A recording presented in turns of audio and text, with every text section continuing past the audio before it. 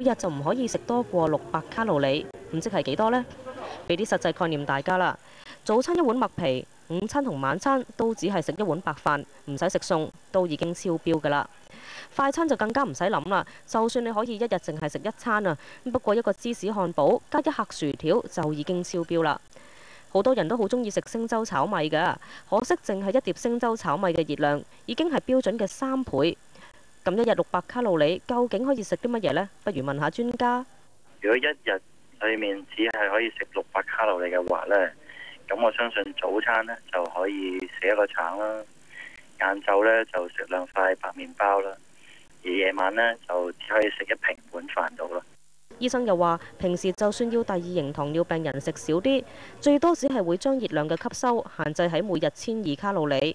去到600卡路里咁極端，就一定要醫生全程觀察，唔好自己亂試啦。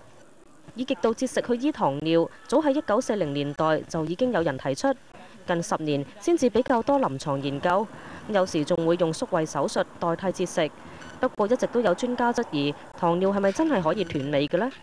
一般醫學界認為就糖尿病型嘅人呢，佢哋係冇得斷尾嘅，一路係需要長期服藥啊，跟進去治療咯。呢個研究呢，都係一啲好初步啊實驗性質嘅研究咯。